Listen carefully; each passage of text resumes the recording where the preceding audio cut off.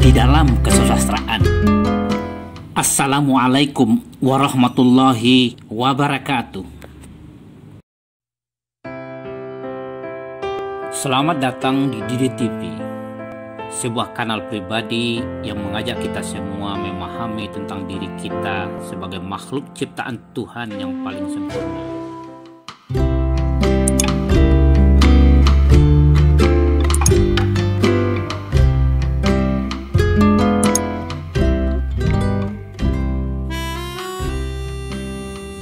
Seorang pemuda, penulis kreatif produktif bertanya, apakah mungkin karya kreatif berbahasa modern, seumpama roman, novel, cerpen, puisi, teater, dan sebagainya, dapat digunakan untuk menuangkan dan mewariskan adat? Mari kita telusuri perjalanan kontribusi kesusastraan dalam penuangan dan pewarisan adat. Saudara, sebagai tatanan sosial dan hukum-hukum Tuhan, adat tidak terpisahkan dari kreativitas berbahasa yang disebut kesusastraan. Di dalam kesusastraan ada adat. Di dalam adat itu terdapat kesusastraan. Adat dan kesusastraan tak ubahnya seperti kendaraan bermotor dan bahan bakar. Sumber energi. Kendaraan bermotor tidak akan berfungsi sebagaimana mestinya tanpa bahan bakar, energi. Bahan bakar, sumber energi, juga tidak akan bermanfaat tanpa kendaraan bermotor. Artinya, kesusastraan adalah sumber energi, tenaga, power, atau kekuatan bagi adat untuk berfungsi optimal. Bukankah manusia diciptakan Tuhan dengan potensi, kemampuan berbahasa untuk memahami hukum-hukum Tuhan yang terdapat pada alam semesta dan firman-Nya yang terekam dalam kitab-kitab suci, Kitabullah? Adat yang sebenarnya adat yang berbuhul mati. Andaikan manusia diciptakan Tuhan seperti makhluk lain, tak mampu berbahasa, maka dapat diyakini bahwa manusia tidak akan bisa menciptakan, berkarya, berkreasi, meracik, meramu, dan menyusun adat yang berbuhul sentak, tatanan sosial, kesenian, dan teknologi yang disebut kebudayaan. Dengan demikian, bahasa bukan sekadar alat komunikasi antar manusia, tapi lebih dari itu, bahasa adalah alat untuk memahami hukum-hukum Tuhan dan ciptaan manusia, berkreasi dan menciptakan, bahkan penghambaan, ibadah, dan permohonan kepada Tuhan, doa. Itulah kiranya pertimbangan utama Tuhan menjadikan manusia sebagai pemimpin, khalifah di muka bumi. Walaupun manusia memiliki potensi untuk berbuat kerusakan dan bertumpah darah. Bahasa itu adalah bunyi ucap, speech sound, yang dihasilkan oleh organ ucap manusia untuk menamai sesuatu, baik alam ciptaan Tuhan maupun kreasi manusia, baik berupa benda, sifat dan keadaan, maupun gejala yang terdapat pada alam semesta. Nama-nama inilah yang menjadi kosakata yang terangkai sedemikian rupa dengan aturan dan sistem ketatabahasaan, gramatika, untuk menciptakan dan menyampaikan pesan, makna, informasi, dan pengetahuan. Sedangkan kesusastraan adalah kreativitas berbahasa yang mengoptimalkan aspek keindahan bunyi dan imajinasi untuk mengoptimalkan efektivitas penyampaian makna, pesan, informasi, dan pengetahuan. Kalau kita bedah secara mendalam, kata kesusastraan sebenarnya berasal dari kata sastra, bahasa Sanskerta yang bermakna tulisan.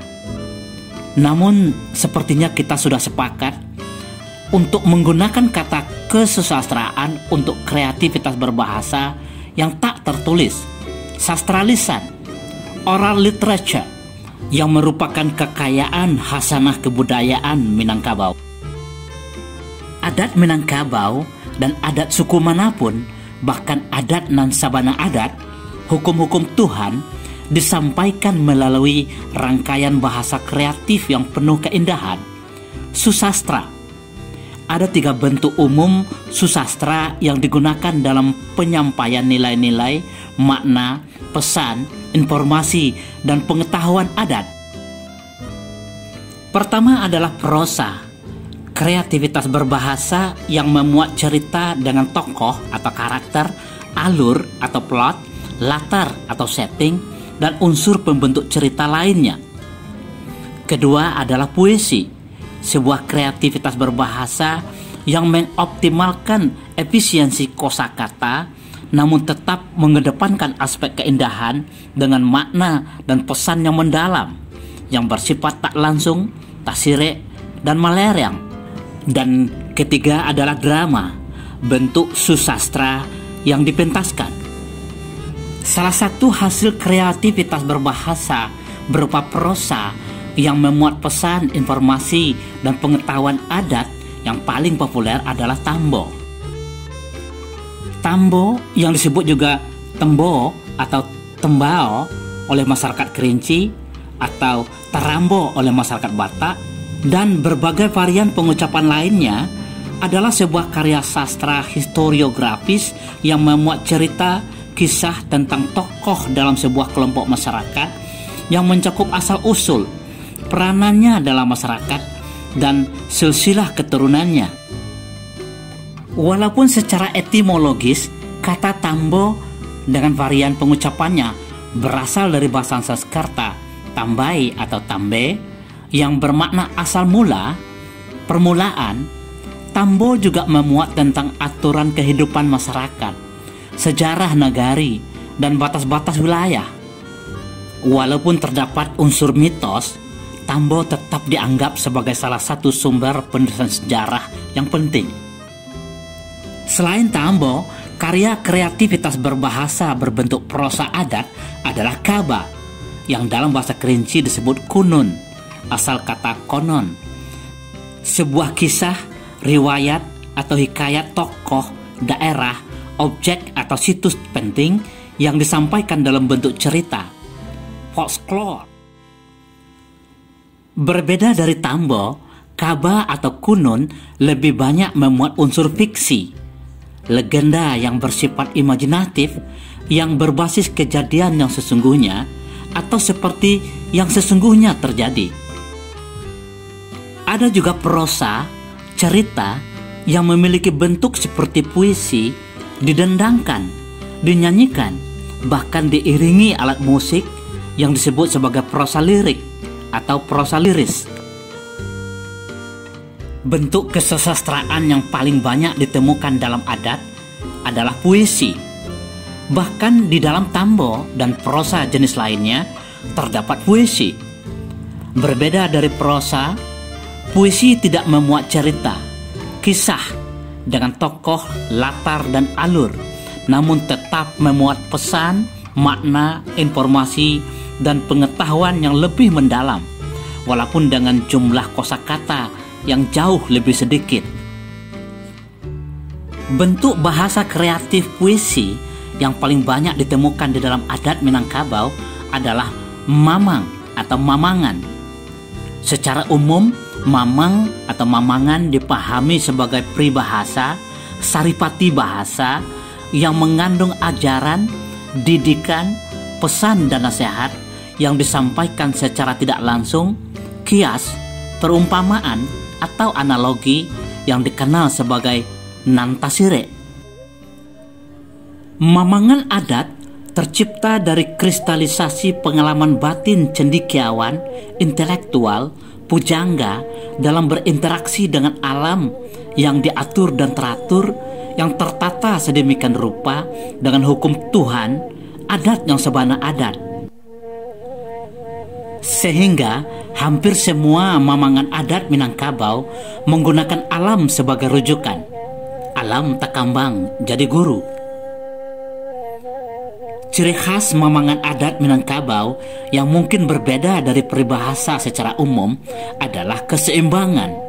Artinya, kosakata sangat terseleksi yang digunakan terangkai secara berpasangan. Barundiang siang caliak-caliak, mengecek malam agak-agak. Bajalan peliaro kaki, bakato peliaro lidah. Kabuki sama mendaki, kalurah sama manurun. Masuk tak gano, kalua tak ganjia.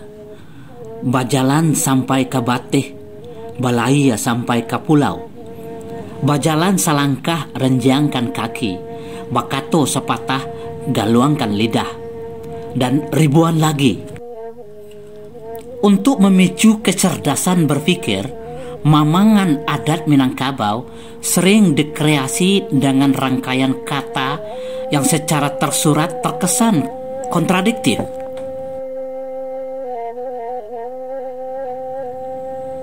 Duduk surang basampi-sampi, duduk basamo balapang-lapang, karehnyo bajelo-jelo, lunaknyo badantiang-dantiang.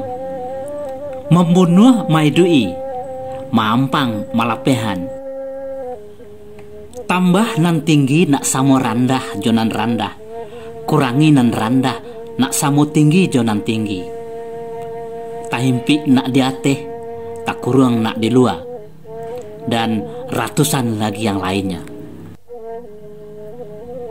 Berbeda dari mamangan, bidal memiliki ciri yang lebih lugas, ringkas, namun tetap bermuatan nasihat, ajaran, dan sindiran. Rara kaliki dek minalu, paga makan tanaman, lah dulu bajak dari Jawi, lah dape makomarugi, nan bungkuak makanan saruang, lama de awak ketujuh de orang, dan ribuan lagi yang lainnya. Berbeda dari mamang, pantun terdiri dari 4 kalimat yang berbunyi akhir berpasangan. Bunyi akhir kalimat pertama bisa berpasangan dengan bunyi akhir kalimat ketiga, dan bunyi akhir kalimat kedua berpasangan dengan bunyi akhir kalimat keempat yang dikenal dengan pola AB. Bahkan bunyi yang setiap kata juga berpasangan. Baburu ke padang data, dapetlah ruso balang kaki. Baguru kepalang aja, ibarat bongo kambang tak jadi. Nan kuriak iyolah kundi, nan sirah iyolah sago, nan baik iyolah budi, nan indah iyolah baso. Kue rumah dek basandi, rusak sandi rumah binaso. Kue banso karena budi, rusak budi banso binaso. Atau semua kalimat berbunyi akhir sama yang dikenal dengan pola AA. Buah palo babungo mudo, bungo nan tumbuh di pucuaknya, raso nan tumbuh di dalam dado, preso nan timbul dalam kepalo. Berbeda dari pantun secara umum, sampiran kalimat pertama dan kalimat kedua pantun adat Minangkabau memuat makna yang akan disampaikan, sedangkan kalimat ketiga dan kalimat keempat adalah penjelasan atau penegasan makna. Kalau paku kacang balimbiang, tampurung lenggang lenggokkan, anak di pangku kemanakan dibimbing, orang kampung dipatenggangkan. Pesan yang hendak disampaikan melalui pantun tersebut sesungguhnya terdapat pada kalimat pertama, kalau paku kacang balimbiang, dan kalimat kedua, tampurung lenggang lenggokkan. Sedangkan kalimat ketiga dan keempat hanya penjelasan atau penegasan makna dan pesan yang hendak disampaikan.